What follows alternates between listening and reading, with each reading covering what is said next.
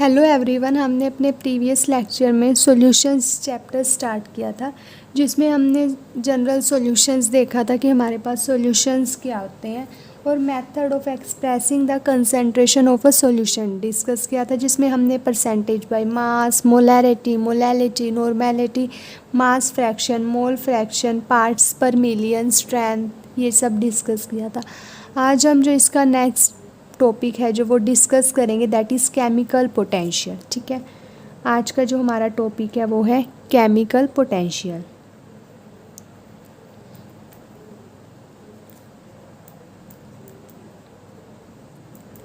चाहे इसको chemical potential बोलो या partial molar free energy, partial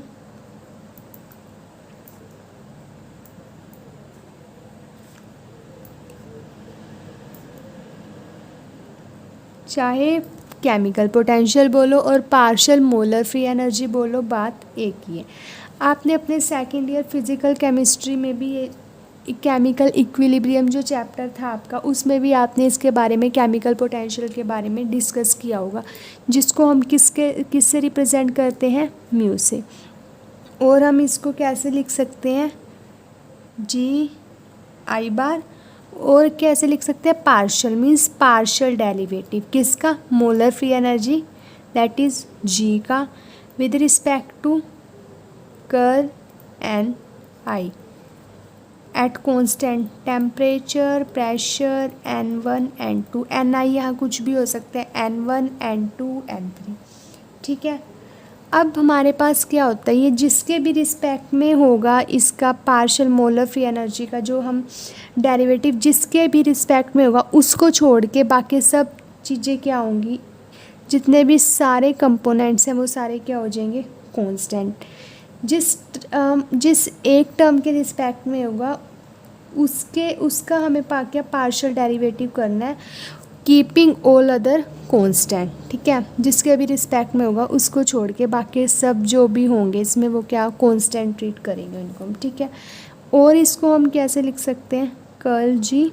इसको हम अगर सोल्व करना चाहें ऐसे कर सकते हैं, curl G at constant temperature and pressure is equal to curl G upon curl N I at constant. पहले एन आई को हमने 1 रख लिया, टेम्परेचर, प्रेशर, अब यहाँ N1 रख लिया तो यहाँ N1 नहीं आएगा, यहाँ N2 आएगा। ठीक है, N2 आ जाएगा, यहाँ DN1 plus curl G by curl N2 at constant temperature, pressure N1। अब यहाँ N2 हो गया तो यहाँ N2 नहीं आएगा, N3 से आएंगे। ठीक है, प्लस यहाँ पे हो जाएगा curl N2 up to so on, ये ऐसे ही चलता रहेगा। अब यहाँ से क्या होगा हमारा, curl G at constant temperature pressure is equal to, अब यहाँ से देखो curl G upon curl N I N1, ये हमारे पास क्या हो जाएगा, μ1, क्योंकि ये म्यू के इक्वल है। यहाँ से क्या हो जाएगा, ये μ1 dN1 plus μ2 dN2 up to so on. ठीक है, अब हम इसको करेंगे integrating above equation,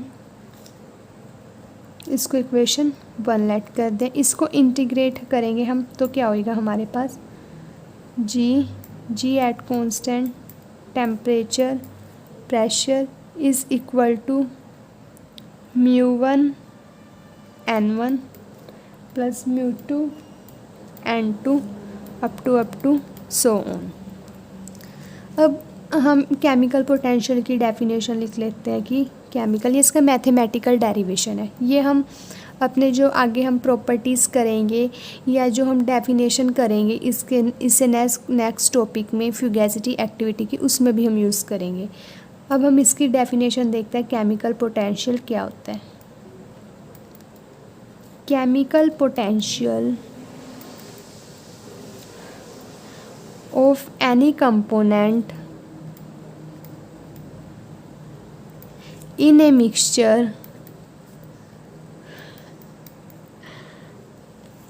mixture is the,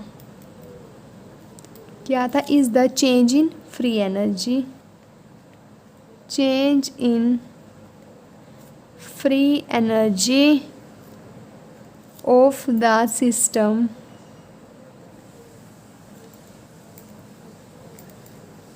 take place कब, when 1 mole of that component is added to the mixture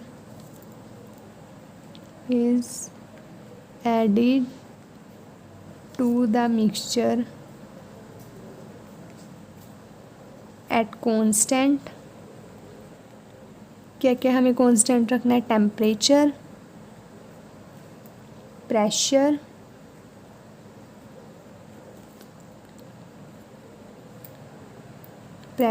and composition.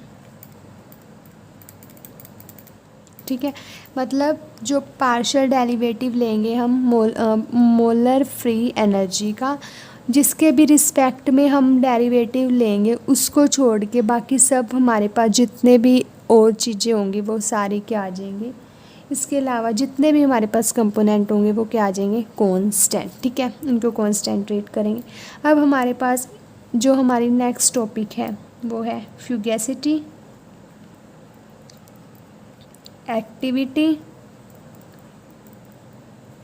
And activity coefficient.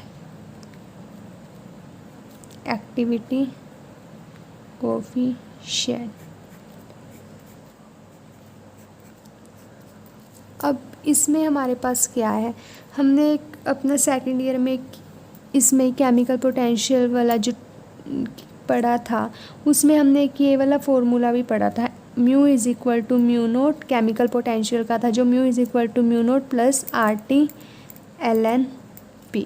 ठीक है, P हमारे पास कब होता था, P हमारे पास गैसेस के केस में होता था।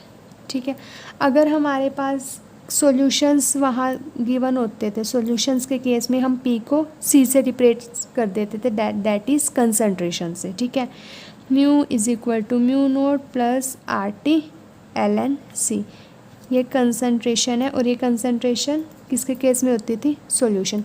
अगर हम वहाँ सॉल्यूशंस की बात करते थे तो हम कंसंट्रेशन वाला फॉर्मूला यूज़ करते थे, अगर हम गैसेस की बात करते थे तो हम प्रेशर वाला यूज़ करते थे। अब जो ये फ्यूगेसिटी और एक्टिविटी है ये आलमोस्ट सेम ही है।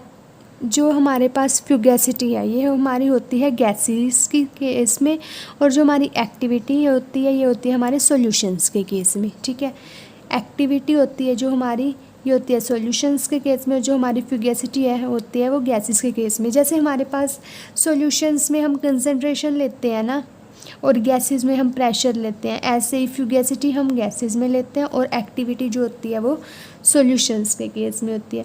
अब हमारे पास जो ये है ये गैसेस के केस में है, mu is equal to mu naught plus RT ln P। Gases के केस में यहाँ P आएगा और कंसंट्रेशन के केस में यहाँ पे हम C लेके चलते थे। अब हमारे पास इन रियल गैसेस के केस में क्या होता है, रियल गैसेस के केस में क्या होता है, इस रिलेशन में mu is equal to mu naught plus RT ln P replace हो जाता है हमारा F से, वेयर। ठीक है, और हमारे पास यहाँ पे F क्या होता है, फ्यूगेसिटी। सिमिलरली जो हमारा ये वाला रिलेशन है mu is equal to mu naught plus RT ln, यहाँ हमारा सॉल्यूशंस के केस में क्या होता है, जो हमारे पास C होता है वो किससे रिप्लेस हो जाता है, A से, where A is the activity.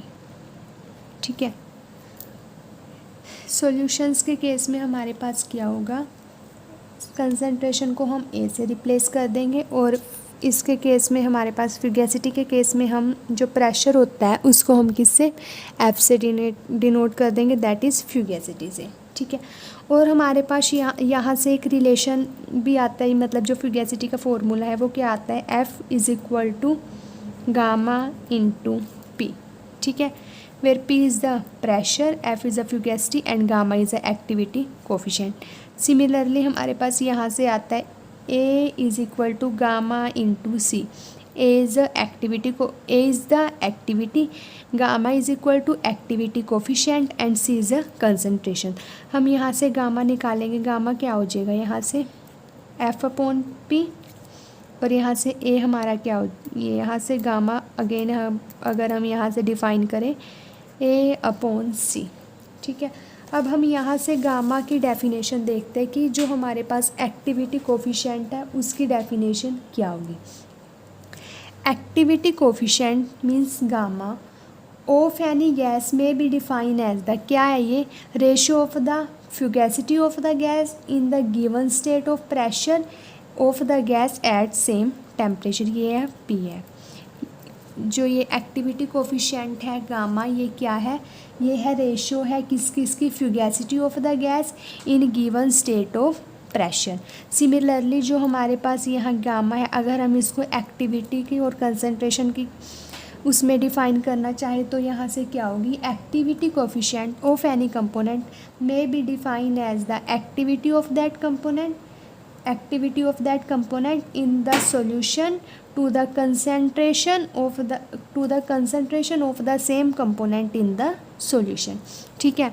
और फ्यूगेसिटी को हम कैसे डिफाइन करेंगे, फ्यूगेसिटी है सब्सटीट्यूट है किसका, प्रेशर का, जो एक्सप्लेन करेगा रियल बिहेवियर ऑफ गैसेस को। और जो ये है एक्टिविटी को कैसे डिफाइन करेंगे, एक्टिविटी हमारे पास क्या है, सब्सटीट्यूट है किसका, कंसंट्रेशन का, जो एक्सप्लेन करेगा नॉन आइडियल सॉल्यूशन को, ठीक है।